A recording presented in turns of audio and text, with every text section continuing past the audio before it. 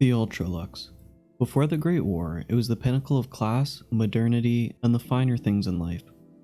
However, the resort and casino was also the scene of a brutal shootout between the local Las Vegas mob and the police, resulting in the deaths of 5 mobsters and injuries of 17 bystanders.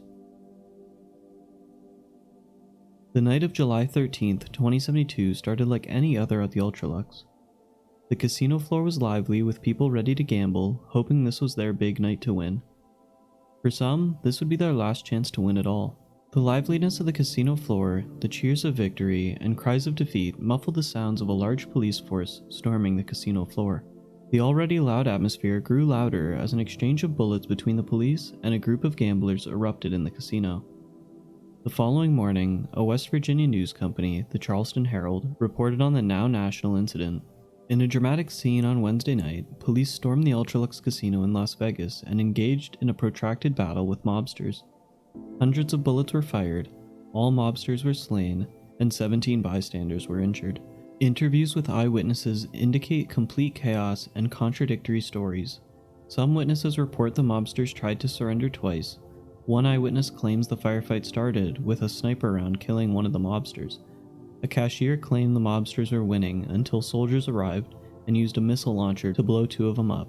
The chief of police claimed this as a major victory. It's time for us to send a clear message that no one in Las Vegas is above the law, and while the chief of police's comments make it seem like that this is the end of the story, just a cut and dry attack on the local mobsters of Las Vegas, there is much, much more going on. And for that, we have to go back to 79. No, wait. Back to Vault 79. Constructed by Vault-Tec, Vault 79 was intended to house Fort Knox's gold. As such, the construction and operation was highly classified, like extremely classified. You'll see. For starters, Vault-Tec used different construction contractors to that of any other vaults in the area. The land was bought from local farmers after government agents claimed the land was radioactive. The reality was that this was just a ruse to get them to sell their plots. In 2072, the transfer of gold from Fort Knox to Vault 79 began, as the gold was intended to be used to restart America's economy in the event of Armageddon. Security and secrecy were of utmost importance. Their operational security memo reads, "It is imperative that all external-facing terminals are wiped and restored to default settings every day, no exceptions. All of us know what we're protecting, so do your job. Remember this, any and all intruders are to be considered hostile agents. Treat them accordingly. At the end of each shift, package all daily logs and deliver them to the officer of the watch. Activate the contingency plan immediately when ordered. You know the drill. Stay out of sight, no smoking up top. Use the designated smoking area." So when a group of armed deserters upped and stole millions of dollars in cash to gamble with in Las Vegas, it was kind of a big deal. Like, crisis level 10 out of 10 big, you know? Cut from West Virginia to Las Vegas, and the army deserters were high-rolling, winning big when a flurry of gunshots came their way. The group attempted to surrender twice, but no quarter was given.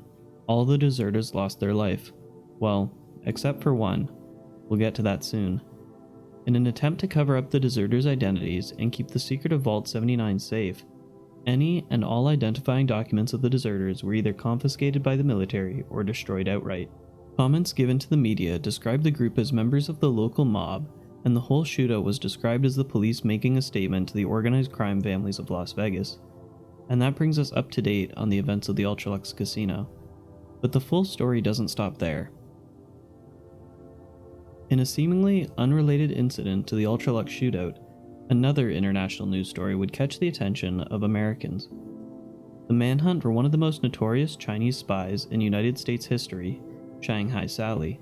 Found barricaded in her Lucky 38 high roller suite, Sally would spend 4 days on the run from authorities before being attacked by a Navy cruiser, her final getaway boat along with herself being destroyed by the vessel. Another Charleston Herald article writes, "Vertebrates still circle the piers in Galveston, hovering over the charred remains of the getaway boat the U.S. Navy barraged Sunday afternoon, thus ending the crime spree of one of the most notorious Chinese spies in U.S. history, Shanghai Sally." Although it seems like a lifetime ago, Shanghai Sally was only identified on Thursday. Initially, Shanghai Sally was discovered barricaded in one of the high roller suites in the Lucky 38 in Las Vegas with over $20 million in cash stuffed into several duffel bags. Before she could be apprehended, she allegedly used bedsheets to climb down to the ground floor. In the 4 days that followed, reports of Shanghai Sally eluding police came in hour by hour as she made her way east. She was sighted in Flagstaff, Albuquerque, and El Paso while carjacking vehicles from innocents. One unconfirmed report indicates she even infiltrated a US Army base and stole a full-armed vertibird.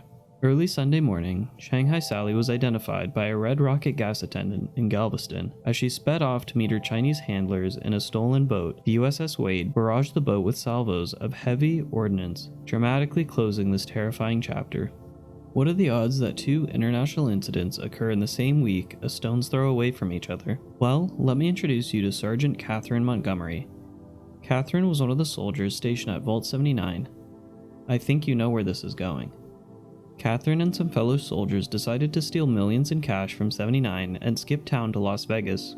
On a random Wednesday night, Catherine decided against going to the Ultra-Luxe to gamble with her peers, instead opting to spend the night in her Lucky 38 suite, safeguarding $20 million.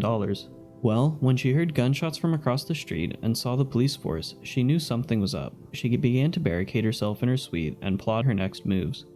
She made a makeshift rope using her bedsheets and began her 4-day evasion of the law. Starting from Las Vegas, she would make the long journey east, first stopping in Flagstaff, then Albuquerque, El Paso, and finally Galveston, commandeering automobiles along the way. It was in Galveston, Texas where, as she was refueling one of the stolen cars, a Red Rocket truck stop employee recognized her face from the news. It wasn't known at the time, but this slight recognition in an unassuming location would be the catalyst for Catherine's swift execution. Believing the news reports and that this woman refilling her car was indeed a Chinese spy, the employee called into the police once Catherine had left. Catherine managed to steal a speedboat and started her escape along the Gulf of Mexico.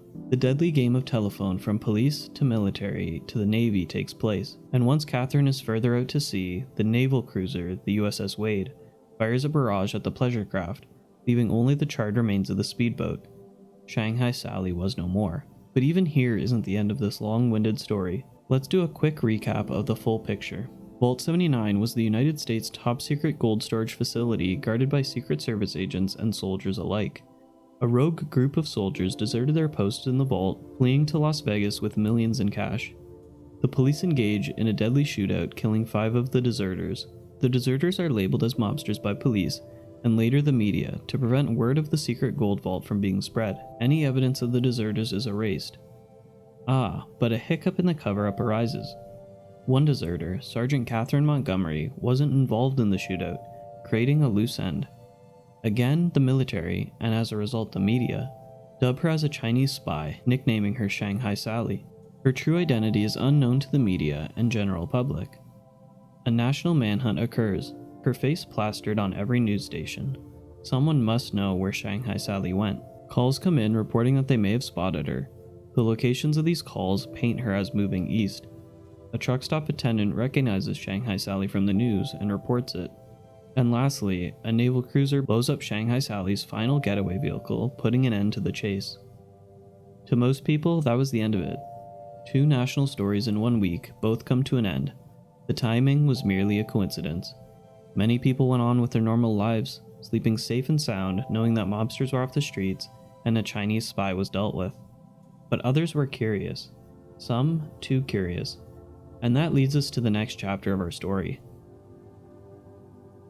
While the story the military and the police told the public was accepted by most, the loved ones of the deserters started to ask questions. In particular, Catherine's partner, only known as C. Rutkowski, went to the local police precinct with a copy of the Charleston Herald article. He approached Officer Miles about what was written, claiming the woman in the picture accompanying the news article wasn't some spy, but his missing girlfriend. Rutkowski told Miles that the woman in the photo was U.S. Army Sergeant Catherine Montgomery. He said that Montgomery was missing for 3 weeks. As they were speaking, 2 other individuals, Daniel Whitby and Seymour, came into the precinct making the same claim, saying they both knew Shanghai Sally's real identity as well. Miles, now concerned about a missing persons case, began a short investigation into the matter. He and his partner went to interview some soldiers who were on leave in town. The soldiers immediately recognized Montgomery from a photo that Rakowski provided, but once Miles showed them the newspaper article, the soldiers tensed up and refused to talk any longer. The notes from this investigation were passed along to their police chief, who told the investigating officers that it was probably just a look-alike. The chief was adamant that Shanghai Sally and Catherine Montgomery were not the same person. All notes, records, and testimony from the investigation was boxed up and sent to the FBI. That was the end of the local investigation by police, but it was not the end for one private investigator. Flavia Stabo, also known as FS and Vigilant Citizen, took great interest in the national stories. Slowly, she would meticulously and privately piece together clues with the help of her contact, only known as 999. Using the basement of her business, the Grafton Pawn Shop, Flavia set up a chalkboard, pasting various clues that she acquired over time. She was determined to get to the bottom of this. What was the government trying to hide? Let's go over the clues that Vigilant Citizen put together. Separated into 5 categories: materials, transport, cover-up, location, and treasure, Flavia would slowly piece together the puzzle. 2 documents are associated in the materials section. Invoice number 9021. The invoice is for Holland Chase Concrete Company. The purpose is described as a special arrangement. The total amount of concrete was 8,100 cubic yards. While maybe first guessing this concrete shipment was going to the local Vault 76, Flavia quickly realized that 76 was using a different supplier. This begged the question of, where is all this concrete going, and what's it for? The second document, invoice number 9033, was another Holland Chase concrete invoice, but this time for 8,300 cubic yards. Once again, where is this amount of concrete going? Digging deeper, Flavia happened upon public records that indicated Holland Chase recently acquired a government contract. What was the government building? Let's move on to the next set of evidence. A single way station log is all that's under the transportation heading. For those who don't know, because I didn't either, a way station records the weight of fleet vehicles passing through it. A sensor records the weight of the vehicle and can issue a fine if it's over the weight limit. The reason why a fine is issued is because very heavy fleet vehicles can significantly worsen the conditions of roads that they drive on. The fines are to offset any sort of rehabilitation efforts by the municipalities. Anywho, Flavia acquired the way station automatic ticket logs from one of the Morgantown I-68 way stations. A few things stick out. Log 1. Overage, 29,000 pounds. Fine, $31,000. Status, admin override. Log 2. Overage, 29,000 pounds. Fine, $30,000. Status, admin override. Log 3. Overage, 35,000 pounds. Fine, $42,000. Status, admin override. When the attendant of the way station was confronted, they admitted that he didn't even know there was an admin. Who could possibly be able to access these government logs? Maybe the picture will become more clear as we move on. Part of the cover-up documents are 3 Charleston Herald articles detailing strange and mysterious deaths. Along with the newspaper articles is an overview written by Flavia herself. It reads, Number 1. The work foreman was Antonio Childs, one of the more capable and respected builders in the area. He quit his job at Sunnyfield Construction 2 years ago. Then he went away for weeks at a time and came back with a great deal of cash. His new house is one of the biggest in Harper's Ferry. The neighbors had a host of suspicions about him. Was he a bank robber? A cat burglar? His closest friend and drinking companion said Antonio confided he found a nice cushy government contract and he was skimming some money on the side. Number 2. Mr. Tillings was killed 3 days after my interview with him when a truck smashed into the way station where he worked. The driver of the truck has been identified as Mr. John Doe. Mr. Doe claims to have lost control of the vehicle but managed to bail out just before the impact. After being held for observation at Morgantown General, Mr. Doe was discharged. There were no subsequent records of his stay. Whatever additional evidence Mr. Tillings was going to provide is now lost. Number 3. I talked with Paige Rockwell and she said the timing of Mrs. Shea's death was suspicious. Mrs. Shea was close to sending the Herald a bombshell. I managed to enter Shea's home 4 nights after the incident. There was ample amount of evidence of a struggle and clearly the whole place had been thoroughly searched. The government was looking for something, and I fear they found it and silenced her. As I have investigated this conspiracy, the number of people that have moved suddenly, stopped returning my phone calls abruptly, met with accidents, or simply disappeared is alarming. These three are just the most obvious. While Flavia even admits that these news clippings don't paint much of a picture on their own, paired with the other pieces of evidence, the story gets clearer. Only a holotape interview between Flavia and farm owner Gladys Filter is part of the location evidence.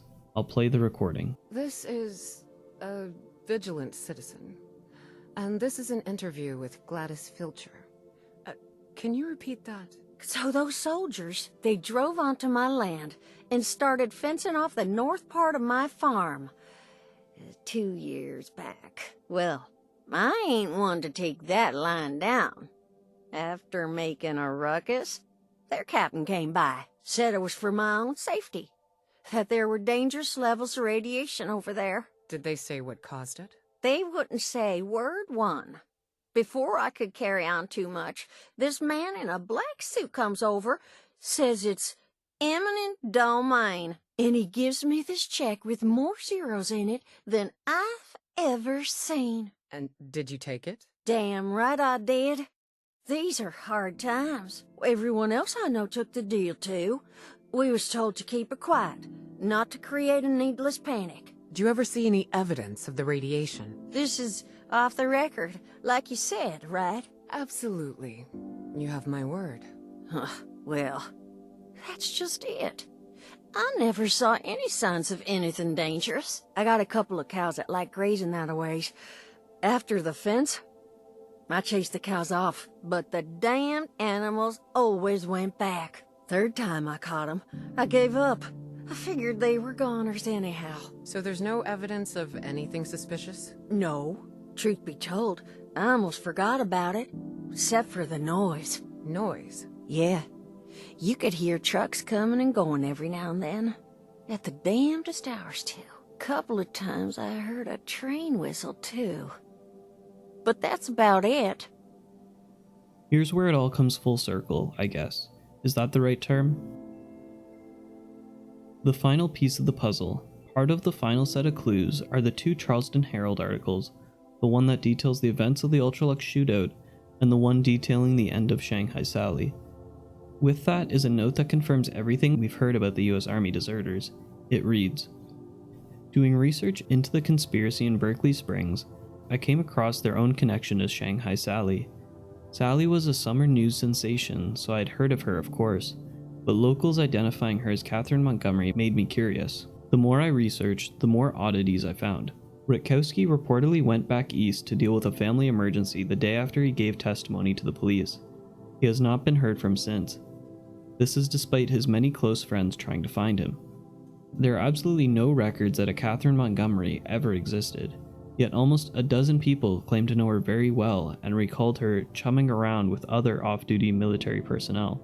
Several other soldiers, regulars of bars and houses of ill repute, went missing around the same time frame. Two of the Ultra-Luxe mobsters looked very similar to those of missing soldiers, but given the number of bullet wounds on the face and bodies, it's hard to make a positive ID. The streets of Berkeley Springs have more MPs on them than a military base. They've been here so long that the citizens don't even recognize how strange that is. So, connecting the dots and posing a theory. Shanghai Sally is Catherine Montgomery. She and several accomplices somehow made over $20 million and went to Las Vegas. Then the government found them and used any means necessary to silence them permanently.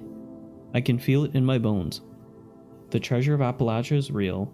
Montgomery found it and died because of it. Flavia laid out everything before her.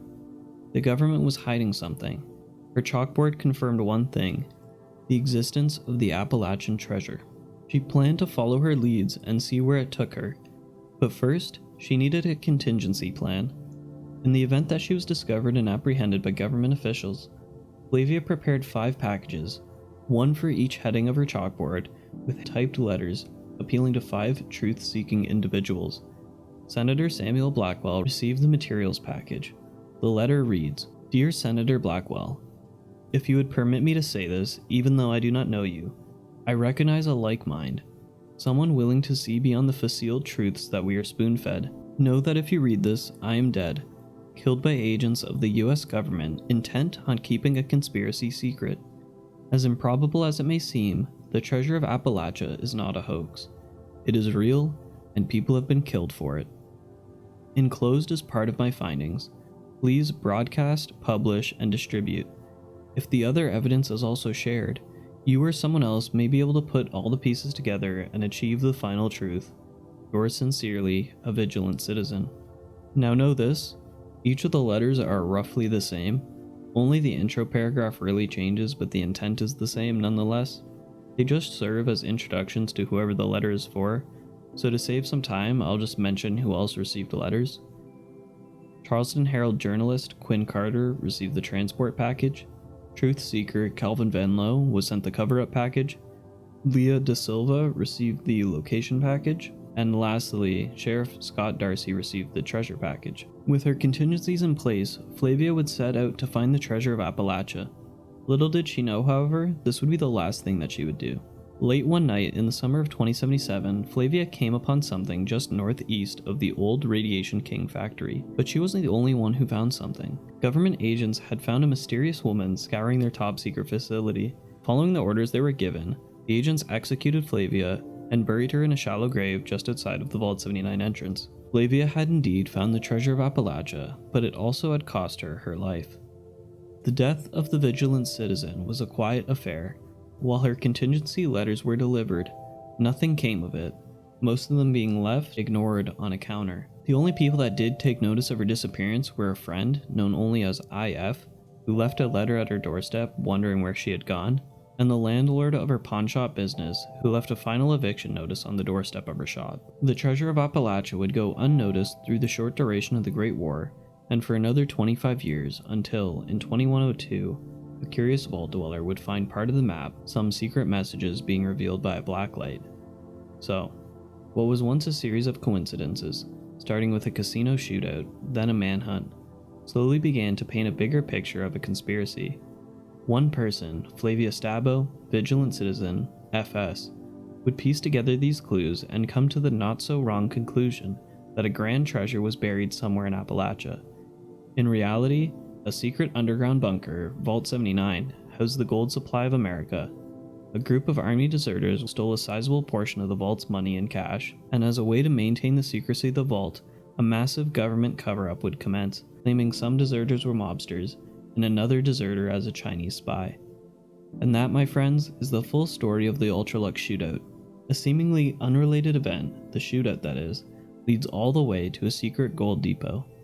Anyway, thanks for watching. Comment, like, and subscribe if you feel so inclined. Take care, folks. Automated message. The Forest Watch detects all supervisors down. Good job.